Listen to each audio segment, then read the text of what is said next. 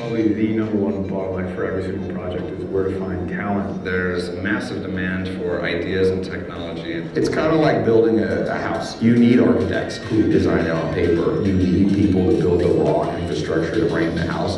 And you need people who go in and finish it. Guys who can build on top of this base layer we call blockchain. Today, finding a good blockchain developer is a really big challenge. They are in such high demand, and there's so much money flying around. You probably cannot find one. You need to train him in-house. There's a massive blocker of development talent. Blockchain space needs more people. We need more blockchain developers. We're kind of getting to an epidemic. We've raised a lot of money to build a lot of projects, but the people that are on hand to actually do the building are very lacking. We have this opportunity to build the next wave of the best applications we've ever seen. But who's going to build that? We're announcing the first U.S. fully accredited school for blockchain development. We have a 6-week course. We take qualified software developers and we run them through 6 weeks of intensive hands-on blockchain training. So you go in as a software developer and you come out as a blockchain developer. Our approach is not having a bottleneck and teach only one course out of one place in New York. Our approach is to create a federated network and a robust, decentralized network of trainers. You can now spin up as many different academies all over the planet and have people have funding and economic incentives to learn how to get into this space. I think is phenomenal, and I think it's going to have a huge impact. Curriculums in mainstream schools are just not where we need them to be to graduate enough students to be able to facilitate good engineers and good technologists. And there's also been a lack of industry standards for education and certification. We have an accredited university where we certify blockchain developers because the stuff we're doing is made by the people that have invented new blockchain technology. On top of that, we'll be doing a very comprehensive career placement service, taking our graduates and helping them find meaningful roles within the blockchain ecosystem. Provide the type of learning that is really conducive to innovation, and I think Academy is doing that. We've seen this phenomenon of a lot of ICOs coming in to support Academy and helping Academy build the talent that we need. The goal is to be the global leader in blockchain education.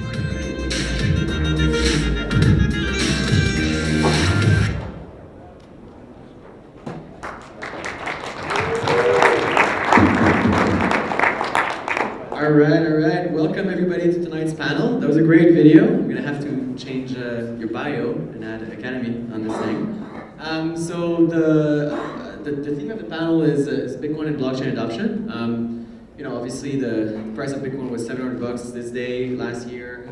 It's kind of undeniable that there's some interest there. Since supply is limited, that's clearly an increase in demand. I think everybody that's running a Bitcoin service has witnessed over the last 6 months, last year, that sweet hockey stick curve. So, a very important topic and very timely. I'll start by introducing all of my guests first. So I'm going to start with Jason King. Jason King is an early Bitcoin philanthropist, founder of Sean's Outpost and the most amazing and beautiful Satoshi Forest project. He's currently... Which we paid off in full yesterday. Yes, I saw that. Amazing. What? Amazing. He's currently dedicated, at least partly, to ending hunger with the app Unsung, which helps redistribute otherwise wasted food to the needy. And you are at Academy, maybe you could just say I'm the co-founder at Academy School of Blockchain, the first US accredited school for blockchain development. Awesome. Next we have Rodolfo Novak. He's an early and prolific Bitcoin entrepreneur and advocate. He's best known for his first, or not the first, but biggest first project was CoinKite. At the time was the biggest or one of the biggest Bitcoin wallets in the world. It was also a really extensive software suite, and you had the nice POS devices for buying and selling Bitcoin. Your current project is OpenDime, an amazing Bitcoin security hardware device. And just today, again, Rodolfo announced a new product on the market, which is Cold Card. Thank you. Cold Card. I saw the photos. I don't know exactly what it is, but it looks so cypherpunk and amazing. So I'm really excited about that. Bruce Fenton. He's the managing director and chief investment officer of Atlantic Financial, and boy does he look the part. He is former executive director and fellow board member at the Bitcoin Foundation. Bruce is a longtime influential Bitcoin advocate, having led numerous initiatives to foster Bitcoin adoption for a long time.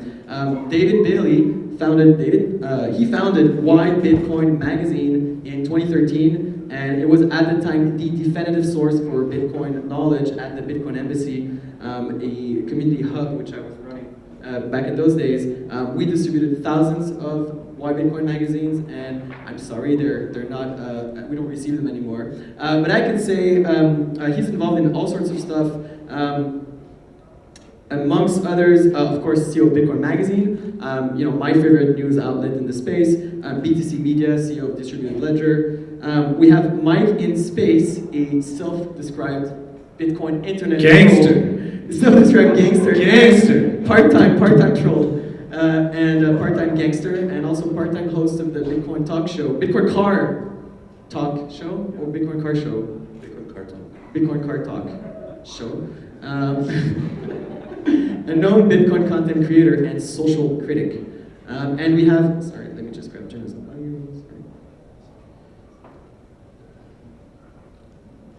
And we have Jenna Pilgrim, is Director of Business Development at the multi-million-dollar Blockchain Research Institute, which was founded in March 2017 by Don Tapscott and Alex Tapscott, co-authors of Blockchain Revolution, How the Technology Behind Bitcoin is Changing Money, Business, and the World.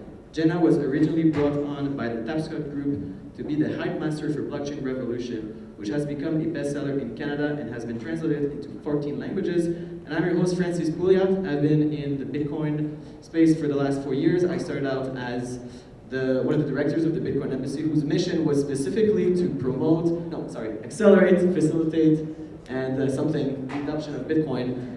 And since then, I also operate a bill payment service, which allows Canadians to pay in Bitcoin, making Bitcoin, any bill and any credit card in Bitcoin, which makes Bitcoin pretty useful. And I co-founded with Grant Thornton a subsidiary called Cadillaxy, whose goal is to help individuals and companies adopt Bitcoin and other so-called blockchain technologies.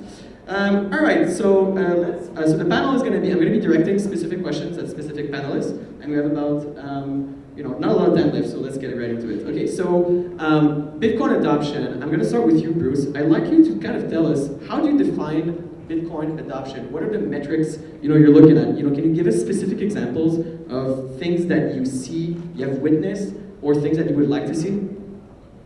Sure. So some things that I've witnessed is people have bought coffee with Bitcoin.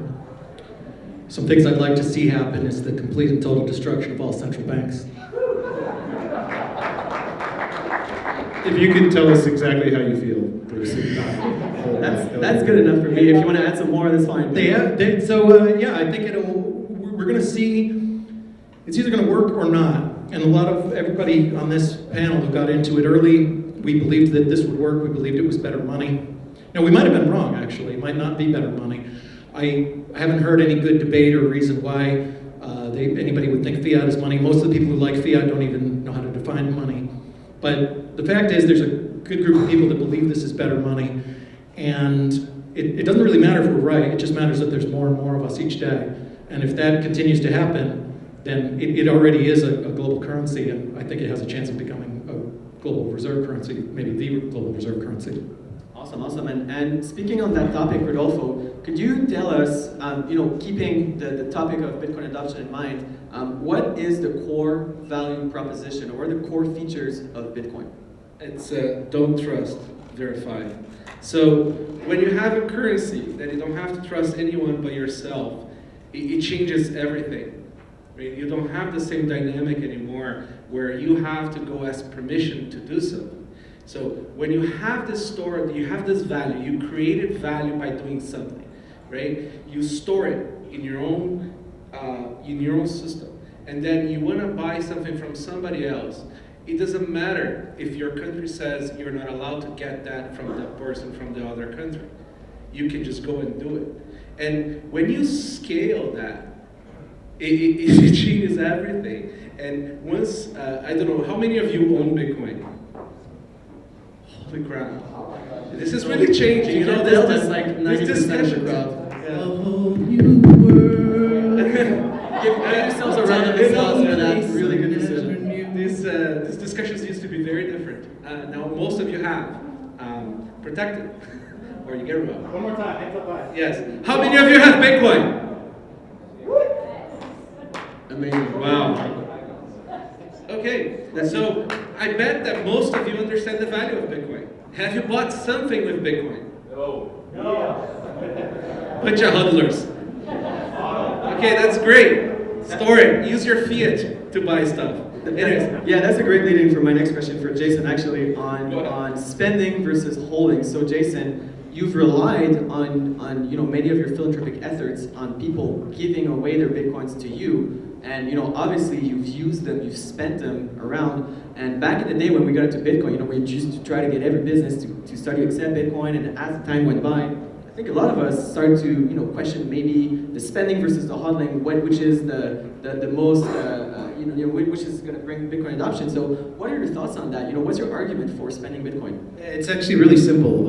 If you're a Bitcoiner, I got into Bitcoin in 2010, but if you're a Bitcoiner, at some point in time you had to learn to just give up on the fact that you spend unbelievable amounts of money in the past on things that are completely irrelevant.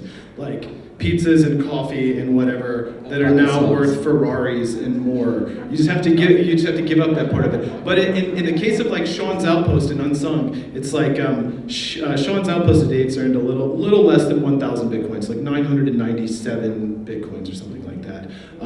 But in the time when we got most of that, that was $250,000, $260,000 worth of money. And we could have held on to that, but we used it. We fed 167,000 meals to the homeless. We bought a 9-acre homeless sanctuary. We made a permanent residence where it's safe to be homeless in Florida with that. And thank you. And the thing is that all of us that did that, all of you that did that and spent it, you have that seller's remorse because you sold it. Thank you for using it. Because the reason that Bitcoin's worth $18,000, whatever it is, it's been super volatile for us. But the reason it's worth so much today is because you guys actually went out and proved that the network is useful back then. And so you guys were paying in and proving that this actually worked. And that's why that it's gone up in value so much. In 2013, when Sean's Outpost really took off, the predominant, when someone would talk about Bitcoin, the predominant narrative was, oh yeah, that's what you buy drugs with. You buy drugs with that. And then, everywhere, anyone that you talk to, that's what it was. And it's still there today to some degree, but that was the only thing people talked about. And in an instant, you could go, well, no, there's these guys in Florida and they feed homeless people with it. And check it out. These are all these pictures of these people getting fed. And there's this homeless sanctuary and they bought this thing with a Bitcoin mortgage. And they've been paying on this 9-acre homeless sanctuary. And it was an instantaneous way for you to say, no, actually, you can do anything that you want to with this. And just like any other currency, the thing that's most spent on drugs in the world is the US dollar. And even the head of FinCEN says that. So it's you can use it for anything. And that's what you guys out there spending. And that's what we did at Sean's Outpost. And that's what everyone here that spent on ridiculous things in the early days did, is they proved the concept. And that's why Bitcoin's $200 billion market cap today. Yeah, I have to agree. I think it's undeniable that those Bitcoins being spent did have an enormous impact. So yeah, definitely agree with that. Well said. So let's switch over to Dave. So, we live in a really weird era where when you look at Bitcoin, you have these internet, some of them anonymous, some anonymous celebrities that have arguably some cases more influence over the way that Bitcoin evolves than the top 50 CEOs and the consortium of Chinese miners. We live in this area where there's fake news and propaganda and all that stuff. So where are we supposed to get our information, and what's the role of Bitcoin media in kind of mitigating all this noise and this negativity and propaganda? Yeah, well, I think first we have to realize that no one really knows what's going on right now. Not even people within the crypto space know what's going on. And I think people can be very opinionated, but it's a huge mistake to think that anyone is the holy source of information that says what is or is not Bitcoin. You can go on to bitcoin.org, and a few years ago, Bitcoin was advertised as the cheapest way to move money and to buy things in store, and that was, the community was all aligned and one. And now we've gone through a civil war where is Bitcoin digital gold or is it digital cash? And this stuff is going to play out over a really long period of time, and we just don't know. So nothing needs to be a holy information. I think also the free market speaks, and so on Twitter, you do have a lot of people expressing a lot of different opinions. I'm thinking how over here, user-activated soft fork, and that's really what Bitcoin's all about. What makes Bitcoin valuable is its anti-fragility, and we need a lot of different voices and a lot of different opinions battling this out in the public so that people can learn and grow about what this technology is and what's happening. I think what's really important though is that we don't focus so much on adoption and focus so much on abstracting, improving the user experience where people don't have to learn the culture or the history or the philosophy behind decentralized money. If we lose the philosophy, then we really put at risk this entire experiment. And we only have a very short period of time to onboard many, many tens of millions of users into this system if we're going to be able to protect ourselves from governments 5 years and 10 years down the road. So, I think the role of crypto media should be to make sure that we don't lose the philosophy. And I think the role of the crypto space is to provide as many voices of many different opinions, battling it out in the free market for people to decide what they believe is right or wrong. Yeah, well said, well said. We're going to keep a little bit on that topic. We're going to talk to Mike in space. So, Mike, a lot of people say, there's no such thing as a Bitcoin community. It's just a bunch of people that are, protecting their own self-interest. But I think it's kind of undeniable that there's this thing in Bitcoin. We have this unique language, this unique culture, those memes, those inside jokes that kind of make us together. So how do you think this kind of new, weird cultural phenomenon plays into Bitcoin adoption? What's the cause, what's the effect here? Well, I think you can go all the way down the rabbit hole, and hodling is probably a good example of that, one of the memes that have really caught on. How many in this room have heard of hodling? Okay, so a lot. For those who haven't, it's a misspelling of holding your Bitcoin, not selling it, and that essentially creates a price floor, and it creates a store of value that way. And because of that, the price is where it's at, and we're seeing the adoption happening. So hodling, it was just a silly Bitcoin talk forum article, but it really stuck. It kind of encapsulates what this is all about. Mm-hmm. And lastly, I think it's going to be the last question for Val. So the question is for Jenna. So, Jenna, it's talking a little bit about more the institutional adoption of Bitcoin and blockchain. And something that's kind of been said, I think, 3 or 4 times tonight is, there's a big problem of banks, shutting down Bitcoin accounts. The inside joke is that we all have our rejection letters, kind of show them off to each other. And, I even we had a Bitcoin embassy, we would like put them on the wall, and it's pretty awesome. But at the same time, you have the banks that are really looking into blockchain technology, the financial institutions that are trying to leverage it for stuff like auditing, notarization, and that kind of stuff. So I have a 2-part question. So the first one is, are we ever going to be over, or are we ever going to be over like the blockchain, not Bitcoin? Do you see that in your relationship with the institution as being a narrative that's shifting? Are we already past that, or how far are we to be past that? And the other question is mostly is, looking at the disruption coming ahead, should these institutions be scared, or is there some kind of opportunity for them? Okay, so I'll take the first one. Are we ever going to be over blockchain, not Bitcoin? I think it depends on who you ask. What we do is we try, to remain quote unquote like blockchain agnostic. We recognize that Bitcoin is a monetary system that exists alongside our traditional fiat monetary system. Both are viable systems. Both are viable ways to move money. One is, historic and sunk in, and one is, one that the public is used to using, and one is a significantly more efficient way to move money privately, securely, to be able to hold your own data, and to be able to be autonomous or financially autonomous.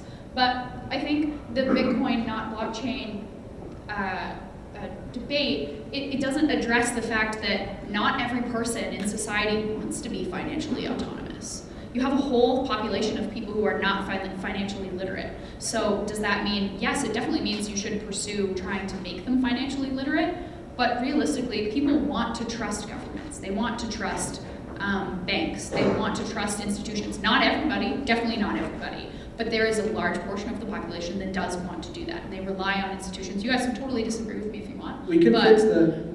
Pardon? Yes, please, someone jump in. See, definitely, you can jump in and disagree with me if you want, but there is a large population of the world that wants to trust governments, and they want to trust banks. So from an institutional perspective, yes, banks are experimenting with this technology. It will be, I was speaking at a GMP Securities event yesterday, and every single person in that room was interested in blockchain, interested in Bitcoin, was not ignoring Bitcoin, as I think we're moving closer to the fact that the two systems can exist, they can coexist. Fiat and Bitcoin can coexist. It is getting easier to move money between the two. So I think, will we ever come to a point where banks will use Bitcoin? I don't know. Will we get to a point where people will only use Bitcoin, or will we move to that? I don't know. I think it's easy to speculate, but at the same time, we really need to think about the audience that we're really working with. If we're looking at mass adoption means you have people from every facet of the spectrum. You have people who are at the bottom who don't want to be, who aren't financially literate and don't have the capacity to be, never will be. And then you have people who are, at the top, and they want to be financially autonomous. They want to be able to take their data. They want to be able to hold their own private keys. I think it's just really reframing who the audience is that we're really looking at. Yeah, and I think the important part is that if they do want to free themselves from the shackles of central banking and financial institutions and government, they can, and they have the tools to do so, because people like Rodolfo and people like in this room have built those tools and made them available. At the end of the day, it's all UX, bro. Yeah, so it definitely is. So if you can make the barriers easier, like if you can lower the barriers to people being able to choose to opt out of a normal banking system, great. But right now, there are too many barriers. Like I'm not gonna go tell my grandmother to buy Bitcoin. I'm gonna sit with her and help her do it if that's what she wants to do. But I'm not gonna go tell her to go do that because it's dangerous. I grew up in Brazil, and you talk about like a large population that is on the bottom of the financial inclusion, right? And people self-bank. Most people don't pay taxes. Most people keep a pile of cash in their homes, and that's how life works. And if you're in Argentina, it's even more self-banking. So the problem with the digital currencies is just moving them to a better way of using them. If it's easy for you to be your own bank on Bitcoin, if it's as easy as using Facebook, with now more than half of the world's population use, it's all possible. I do agree that not everybody wants responsibility, but if you make it easy, you can get very close to it. I'll also say that trust in these banking institutions is misplaced for the reason that Bitcoin and its adoption is an inevitability, and people will be driven to Bitcoin as the price of Bitcoin grows. And that will ultimately lead in a banking and financial crisis at some point. And so I don't know what that inflection point is. Maybe it's 10 million Bitcoin users, maybe it's 100 million Bitcoin users, but the internet right now has 2 billion Bitcoin users, all right? I don't think there's anybody in this room that doubts that the other 6 billion people on the planet will eventually adopt the internet. So cryptocurrency is the exact same way. And I would really hate to deceive people into trusting something that is really not a long-term institution where they're going to be able to protect their value and their money. All right, so that's it for tonight, everybody. Thank you so much, the guests of the panel, and thank you guys for being here.